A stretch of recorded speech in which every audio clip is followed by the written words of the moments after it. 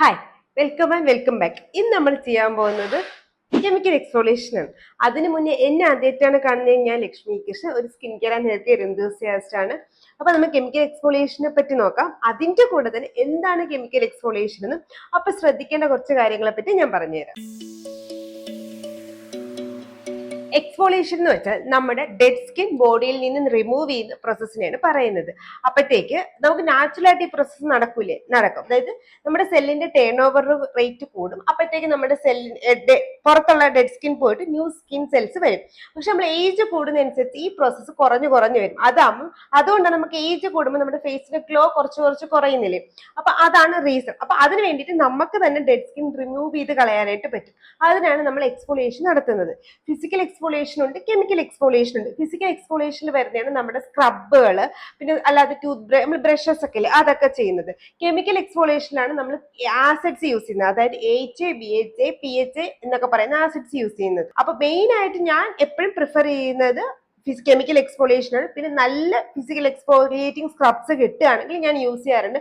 പക്ഷെ അതിന്റെ കുറെ കാര്യങ്ങൾ നമ്മൾ ശ്രദ്ധിക്കണം. ഒന്നെന്ന് വെച്ചാൽ ഫിസിക്കൽ എക്സ്ഫോളിയേഷൻ യൂസ് ചെയ്യുന്ന സ്ക്രബ് വളരെ മൈന്യൂട്ട് ആയിരിക്കണം. അതിന്റെ ഓരോ പാർട്ടിക്കിൾസും ഈക്വൽ സൈസിലുള്ളതായിരിക്കണം. നമ്മുടെ സ്കിന്നിന് മൈക്രോ ബ്ലീഡിങ് ഉണ്ടാക്കരുത്. അത് കാരണം ഹൈപ്പർ പിഗ്മെന്റേഷൻ ഉണ്ടാക്കരുത്. ഇങ്ങനെ കുറെ കാര്യങ്ങൾ ചെയ്തിട്ടാണ് നമ്മൾ ഫിസിക്കൽ എക്സ്ഫോളിയേറ്റിംഗ് സ്ക്രബ്സ് സെലക്ട് ചെയ്യേണ്ടത്. പിന്നെ എപ്പോഴും ശ്രദ്ധിക്കണം, നിങ്ങൾക്ക് ഒരു ടീനേജിന്റെ ടൈമിലൊന്നും എക്സ്ഫോളിയേഷന്റെ ആവശ്യമില്ല. നിങ്ങളുടെ സെല്ലിന്റെ ടേൺ ഓവർ റേറ്റ് തന്നെ മതി. ഒരു 20s ഒക്കെ കഴിഞ്ഞിട്ട് മതി നമുക്ക് പ്യുവർ ആയിട്ട് കെമിക്കൽ എക്സ്ഫോളിയേഷൻ പ്രോസസ്സിലോട്ട് പോകാനായിട്ട്. ഞാൻ പറയും കെമിക്കൽ പീൽസ് തന്നെ നിങ്ങൾ യൂസ് ചെയ്യുന്നുണ്ടെങ്കിൽ അതൊരു 22 ഏജിനൊക്കെ എബോ യൂസ് ചെയ്താൽ മതി. അതല്ലെങ്കിൽ നിങ്ങളുടെ സ്കിൻ ടൈപ്പിനനുസരിച്ചിട്ടുള്ള ഏതെങ്കിലും AHA, BHA സെലക്ട് ചെയ്യാം. അങ്ങനെ പറയുമ്പോഴത്തേക്ക് എന്താണ് AHA എന്ന് ചോദിക്കും. ആൽഫ ഹൈഡ്രോക്സി ആസിഡ്സിനെയാണ് നമ്മൾ AHA എന്ന് പറയുന്നത്. BHA എന്ന് വെച്ചാൽ beta hydroxy acid. Glycolic acid, lactic acid ഒക്കെ AHA വരുമ്പോൾ സാലിസിലിക് ആസിഡ് ആണ് BHA വരുന്നത്. ഓയിലി സ്കിൻകാർക്ക് ഏറ്റവും നല്ലത് സാലിസിലിക് ആസിഡ് വെച്ചിട്ടുള്ളതാണ്. AHAs എന്നല്ല, നിങ്ങളുടെ ഡ്രൈ സ്കിൻ ആണ്, അതല്ലാന്നുണ്ടെങ്കിൽ നിങ്ങളുടെ ഓയിലി ആണെങ്കിലും പിഗ്മെന്റേഷൻ ഉണ്ടെങ്കിൽ ആ പിഗ്മെന്റേഷൻ മാറ്റാനുള്ള എക്സ്ഫോളിയേഷൻ ഒക്കെ നമുക്ക് AHAs യൂസ് ചെയ്യാം. പ്രഗ്നൻസി സേഫ് ആയിട്ടുള്ളത് ഇതിനകത്ത് ഏതെന്ന് വെച്ചാൽ ലാക്ടിക് ആസിഡ് ആണ്. പിന്നെ നമുക്ക് സെൻസിറ്റീവ് സ്കിൻകാർക്ക് മെന്റലിക് ആസിഡ് യൂസ് ചെയ്യാം. പക്ഷെ ഇന്ന് ഞാൻ ചെയ്യാൻ പോകുന്നത് ഇതെല്ലാം കൂടെയുള്ള കെമിക്കൽ പീലുകളെ പറ്റിയിട്ടാണ്. കെമിക്കൽ പീലിനെയാണ് ഞാൻ എനിക്ക് എക്സ്ഫോളിയേഷന് വേണ്ടിയിട്ട് യൂസ് ചെയ്യാൻ പോകുന്നത്. പിന്നെ ഏറ്റവും ഇമ്പോർട്ടന്റ് ആയിട്ടുള്ള കാര്യം, ലാക്ടേറ്റിങ്ങും പ്രഗ്നൻസി സേഫും ഒരിക്കലും അല്ല. ഇത് എപ്പോഴും മനസ്സിൽ വെക്കണേ. ഞാൻ തുടക്കത്തിൽ പറയാൻ വിട്ടുപോയതാണ്, സോറി. ഇതൊരിക്കലും പ്രഗ്നൻസിയും ലാക്ടേറ്റിങ്ങും സേഫ് അല്ല. പിന്നെ നമ്മൾ എപ്പോഴും എക്സ്ഫോളിയേഷൻ നൈറ്റിൽ വേണം ചെയ്യാൻ. കാരണം നമ്മൾ നമ്മുടെ സ്കിന്നിൽ നിന്നുള്ള പ്രൊട്ടക്റ്റീവ് ആയിട്ടുള്ള ഡെഡ് ലെയേഴ്സിനെ എടുത്തു കളയണം. അപ്പൊ നമ്മുടെ സ്കിന്നിന് ഹീൽ ചെയ്യാനുള്ള ടൈം വേണം. ഒന്ന്, മോർണിംഗിൽ യൂസ് ചെയ്യുമ്പോൾ സൺ ഡാമേജ് കാരണം നമ്മുടെ സ്കിൻ പെട്ടെന്ന് ഡാമേജ് ആകും. കാരണം എക്സ്ഫോളിയേഷൻ കഴിയുമ്പോൾ നമ്മുടെ സ്കിൻ കുറച്ച് സെൻസിറ്റീവ് ആകും. അപ്പൊ അതൊക്കെ ഉള്ളത് കൊണ്ടും സ്കിന്നെ ഹീൽ ചെയ്യാനും പ്രിപ്പ് ചെയ്യാനുള്ള ടൈം വേണ്ടതുകൊണ്ടും നമ്മൾ എപ്പോഴും നൈറ്റിലാണ് കെമിക്കൽ എക്സ്ഫോളിയേഷൻ നടത്താറുള്ളത്. അല്ലെങ്കിൽ ഏത് ടൈപ്പ് എക്സ്ഫോളിയേഷൻ നടത്തേണ്ടത്. ഒന്ന്. രണ്ടാമത്തത്, നിങ്ങൾ ഈ ചെയ്യുന്ന ദിവസം തലേന്ന് അല്ലെങ്കിൽ പിറ്റേന്ന് അധികം സൺ എക്സ്പോഷർ മാക്സിമം ഫേസിന് കൊടുക്കാതിരിക്കാനും ശ്രദ്ധിക്കണം.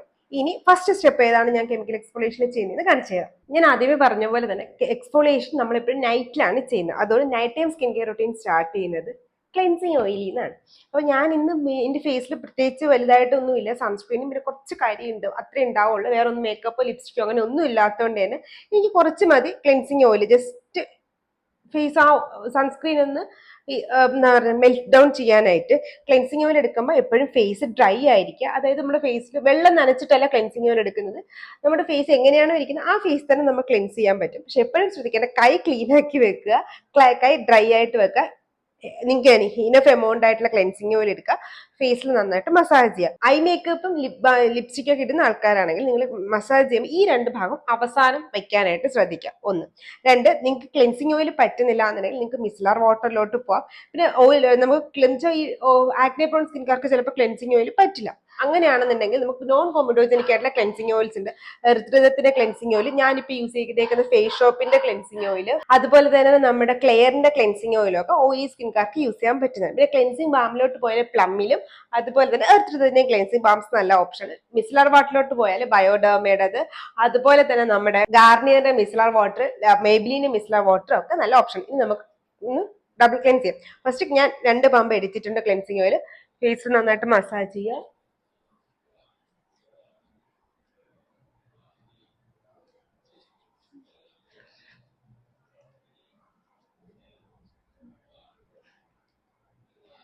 അയില് വല്ലതും ഉണ്ടെങ്കിൽ അത് നന്നായിട്ട് മസാജ് ചെയ്യുക. ഇത് എനിക്ക് കണ്ണിൽ അങ്ങനെ എരിവോ അങ്ങനെ ഒന്നും തരാറില്ല കേട്ടോ. ലിപ്പിലൊന്നും ഇല്ല, സ്റ്റിൽ ഞാനൊന്ന് ലിപ്പ് ഇത് ചെയ്യാം. ഓക്കെ, ഇനി ഒരു ടിപ്പ് പറഞ്ഞുതരാം. ഞാൻ റീസെന്റ് കണ്ടുപിടിച്ചാണ് കുറച്ച് നാൾ മുന്നേ. നമ്മൾ ക്ലെൻസിങ് ഓയിൽ ചെയ്തിട്ട് നമ്മൾ എന്ത് ചെയ്യുന്ന വെച്ചാൽ ഡയറക്റ്റ് വെള്ളം എടുത്തിട്ട് ഫേസിലോട്ട് അടിക്കല്ലേ, അങ്ങനെ ചെയ്യാതെ ഫസ്റ്റ് നമ്മുടെ കയ്യിലുള്ള എണ്ണയില്ലേ, ഈ എണ്ണയും ഈ മേക്കപ്പ് സാധനങ്ങൾ, കയ്യിലുള്ള സാധനങ്ങൾ ഇത് നന്നായിട്ട് വാഷ് ചെയ്ത് കളയാ. എന്നിട്ട് കൈ ക്ലീൻ ആക്കിയിട്ട് പിന്നെ ക്ലീൻ ഹാൻഡ് വെച്ചിട്ട് നമ്മുടെ ഫേസ് ഇമൾസിഫൈ ചെയ്യുന്നതാണ് ഏറ്റവും ബെസ്റ്റ്. ഇമൾസിഫൈ ചെയ്യാന്ന് വെച്ചാൽ നമ്മൾ വെള്ളം വെച്ചിട്ട് പിന്നെ ക്ലെൻസിങ് ഓയിൽ കഴുകി കളയുന്ന ആ ഒരു പ്രോസസ്സിനെയാണ് ഇമൾസിഫിക്കേഷൻ, അതായത് പതപ്പിക്കുക എന്ന് പറയുന്ന സംഭവം. അപ്പൊ ഞാനൊന്ന് പോയി ഈ ഓയിൽസ് ഒക്കെ ഒന്ന് കഴുകി കളഞ്ഞിട്ട് വരാം. രണ്ടാമത്തെ ഒരു ഫേസ് വാഷ് വെച്ചിട്ട് ഫേസ് വാഷ് ചെയ്യാന്നത്. ഞാനിപ്പോ എടുത്തേക്ക് നമ്മുടെ പ്ലമ്മിന്റെ ഗ്രീൻ ടീ അടങ്ങിയ ഫേസ് വാഷ് ആണ്. കുറച്ചെടുക്കുക.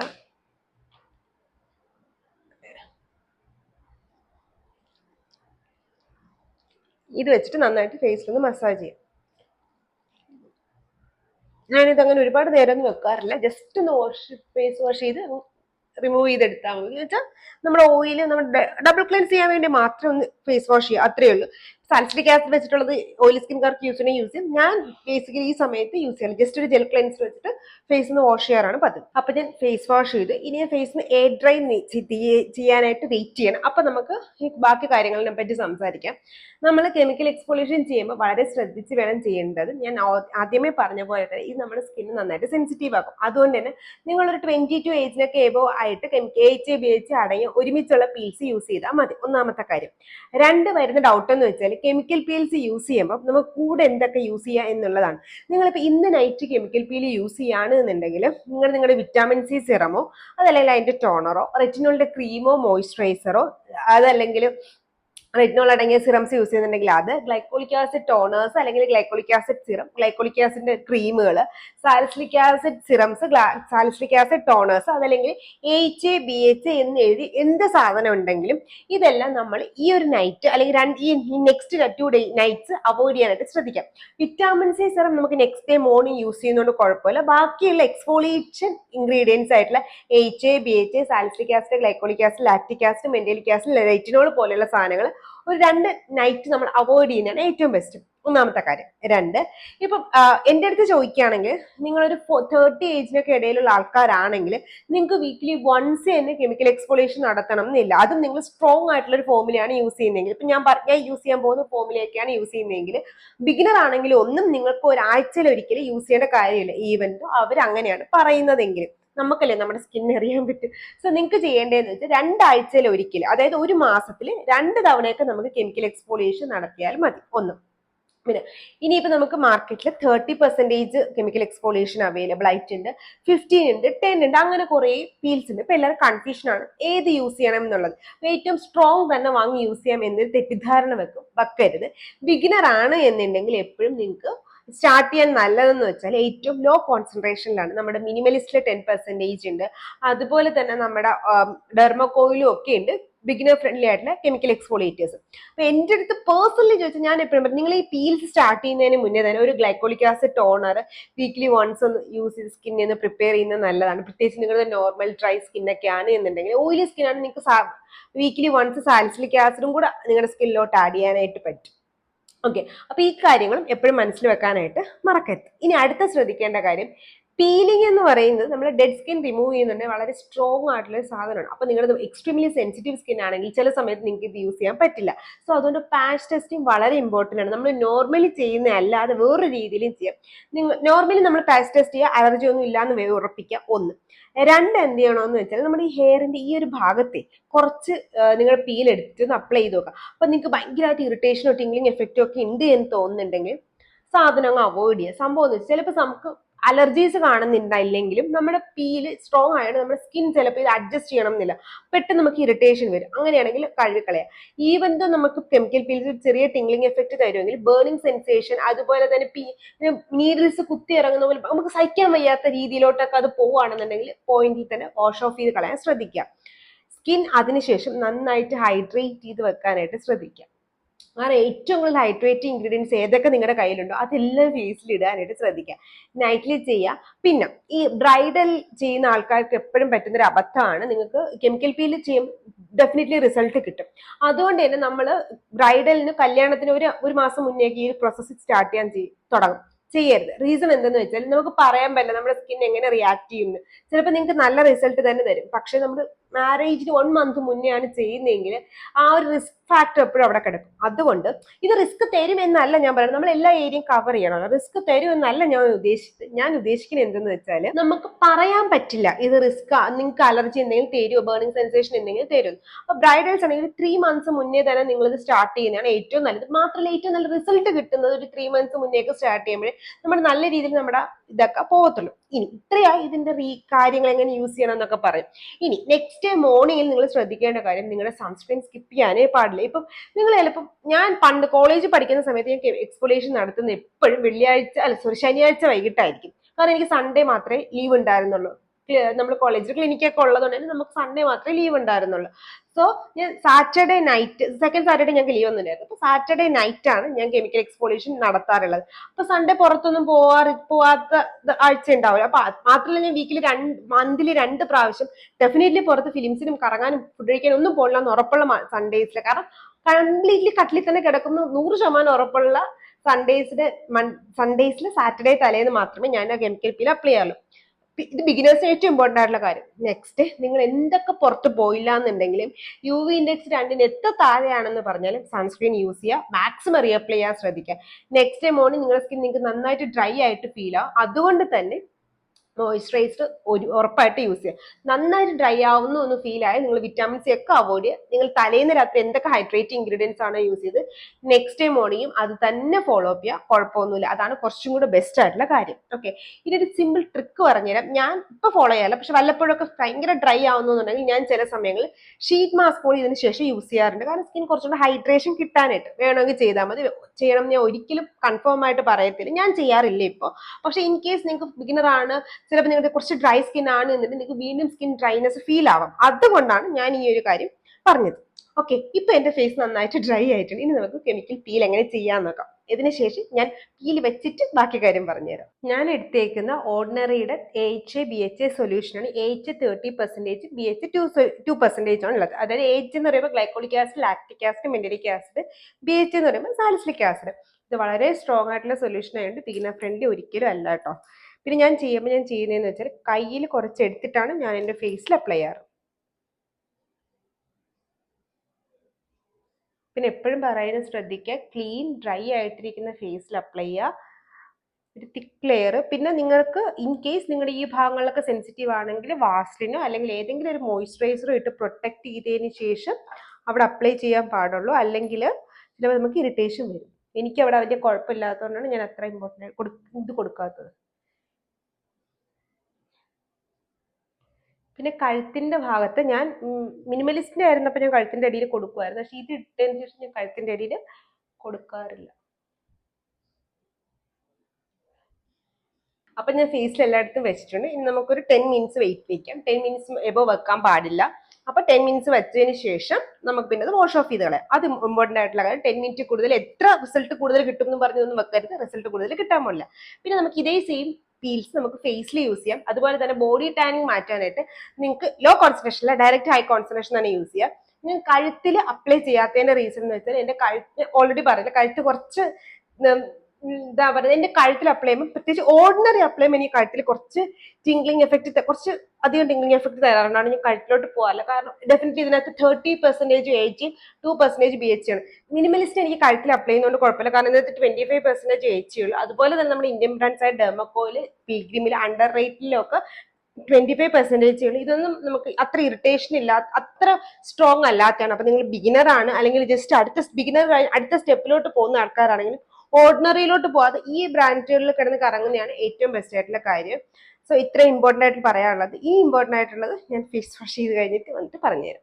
ആഫ്റ്റർ കെയറും എങ്ങനെയാണെന്നൊക്കെ ഉള്ള കാര്യം ഫേസ് വാഷ് ചെയ്ത് കഴിഞ്ഞിട്ട് പറഞ്ഞുതരാം. എപ്പോഴും ശ്രദ്ധിക്കുക, 10 minutes കൂടുതൽ ഇത് ഫേസിൽ വെക്കാൻ പാടില്ല. ഇപ്പൊ ഞാൻ അപ്ലൈ ചെയ്തിട്ട് 10 minutes, അപ്പൊ ഞാൻ പെട്ടെന്ന് പോയി ഫേസ് വാഷ് ചെയ്തിട്ട് വരാം. അപ്പൊ ഞാൻ ഫേസ് വാഷ് ചെയ്ത് നമ്മുടെ സ്കിൻ ഒന്ന് ഡ്രൈ ആവട്ടെ. അപ്പൊ നമുക്ക് മറ്റുള്ള കാര്യങ്ങളിലോട്ട് പോവാം.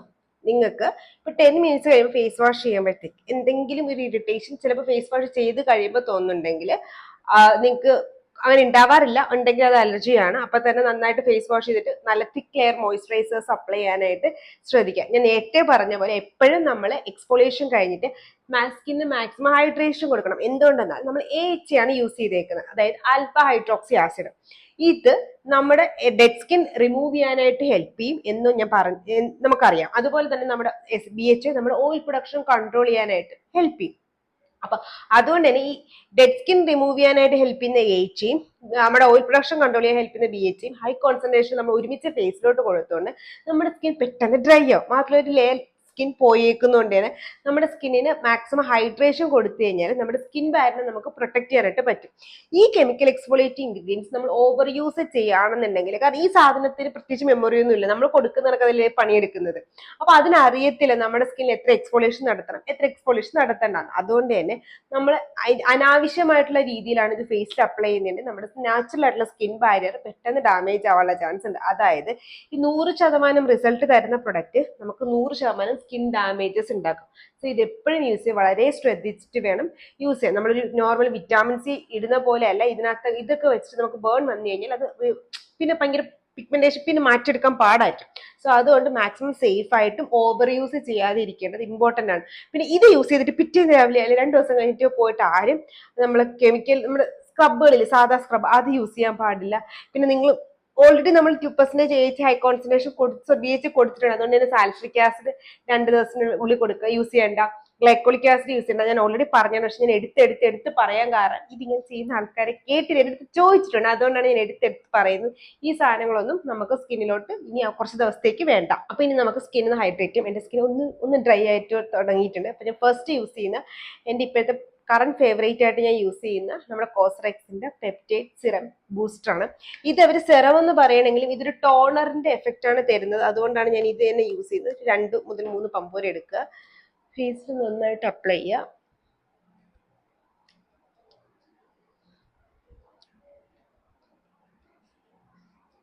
ഓക്കെ, ഇനി രണ്ടാമത്തെ സ്റ്റെപ്പ് ആംബ്യൂൾ ആണ് ഞാൻ യൂസ് ചെയ്യുന്നത്. ഇനി ഞാൻ യൂസ് ചെയ്യാൻ പോകുന്ന എന്റെ ആംബ്യൂൾസ് ആണ്. എന്റെ 2 ആംബ്യൂൾസ് യൂസ് ചെയ്യാനായിട്ട് പോകുന്നുണ്ട്. കാരണം എന്റെ സ്കിന്നിന് എനിക്ക് മാക്സിമം ഹൈഡ്രേഷൻ കൊടുക്കണം. എന്തെങ്കിലും ഇറിറ്റേഷൻ ഉണ്ടെങ്കിൽ അതിൽ നിന്നൊക്കെ എന്റെ സ്കിന്നെ പ്രൊട്ടക്ട് ചെയ്യണം. അതിന് വേണ്ടിയിട്ട്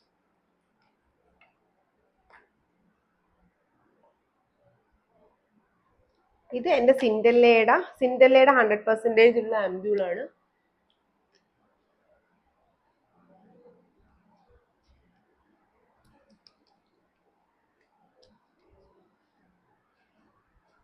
അടുത്തത് സിൻഡെല്ലയുടെ ബ്രൈറ്റനിങ് ആംബ്യൂള്.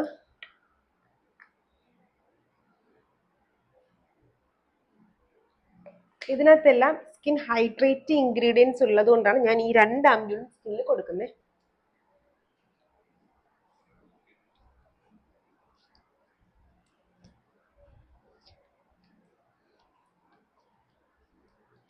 അടുത്ത് ഞാൻ യൂസ് ചെയ്യുന്നത് എന്റെ പെപ്റ്റൈഡ് ആണ്, ആർഗലൈൻ. ഇതൊന്നും നമ്മള് AHA ആയിട്ട് പ്രശ്നമില്ലാത്ത സാധനങ്ങളായതുകൊണ്ടാണ് ഞാൻ ഇതെല്ലാം യൂസ് ചെയ്യുന്നത്.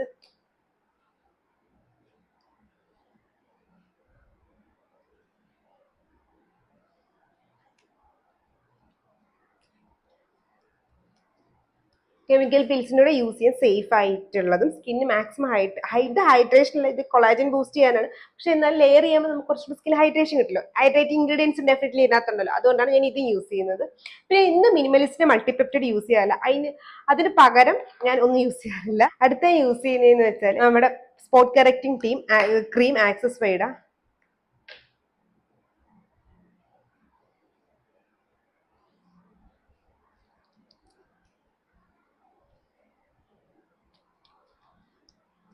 Okay, last not the least ക്ലേക്കോടെ സ്ലീപ്പിംഗ് മാസ്ക് ആണ് ഞാൻ യൂസ് ചെയ്യുന്നത്. ഞാൻ നോർമലി യൂസ് ചെയ്യുന്ന മോയ്സ്ചറൈസേഴ്സ് അല്ല ഞാൻ ഇന്ന് യൂസ് ചെയ്യാറ്, കാരണം എനിക്ക് സ്കിന്ന് നന്നായിട്ട് ഹൈഡ്രേഷൻ വേണം. അപ്പൊ ഞാൻ സ്ലീപ്പിംഗ് മാസ്ക് ആണ് യൂസ് ചെയ്യുന്നത് നൈറ്റില്.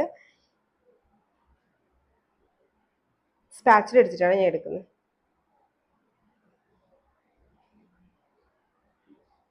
അപ്പൊ എന്താ ഉണ്ടാവണമെന്ന് വെച്ചാൽ നമ്മൾ അത്യാവശ്യം ഹൈഡ്രേറ്റിംഗ് ഇൻഗ്രീഡിയൻസ് ഒക്കെ സ്കിന്നിൽ കൊടുത്തില്ലേ, ഇതെല്ലാം നമ്മുടെ സ്കിന്നിന് ലോക്ക് ആവും. അപ്പൊ പിന്നെ നമുക്ക് രാവിലെ എണീക്കുമ്പോൾ നല്ലൊരു ഹൈഡ്രേറ്റിംഗ് സ്കിൻ, നല്ല ഓൾറെഡി എക്സ്ഫോളിയേഷൻ നടത്തിയതിന്റെ ഒരു ബ്രൈറ്റ്നെസ്സും കിട്ടും, പിന്നെ ഗ്ലോയിങ് കിട്ടും. അതിന്റെ കൂടെ തന്നെ ഈ നല്ല രീതിയിൽ ഹൈഡ്രേഷൻ ലോക്ക് ചെയ്തതിന്റെ ഒരു ഗ്ലോയും നമുക്ക് രാവിലെ സ്കിന്നിൽ ഉണ്ടാവും. പിന്നെ ഒരിക്കലും മറക്കരുത് നിങ്ങളുടെ ലിപ് ബാം. ഇപ്പോ ഞാൻ യൂസ് ചെയ്തേക്കുന്ന മിനിമലിസ്റ്റിന്റെ ലിപ് ബാം ആണ്, പക്ഷേ ഇത് വിറ്റാമിൻ സി അടങ്ങിയതാണ്. ഇതൊരിക്കലും നമ്മുടെ വിറ്റാമിൻ സി ഫേസിൽ വേറെ എങ്ങും അപ്ലൈ, ഞാൻ ലിപ്പിൽ എക്സ്ഫോളിയേറ്റിംഗ് ഇൻഗ്രീഡിയന്റ് യൂസ് ചെയ്യാത്തതാണ് ഈ ഒരു ലിപ് ബാം യൂസ് ചെയ്യുന്നത്.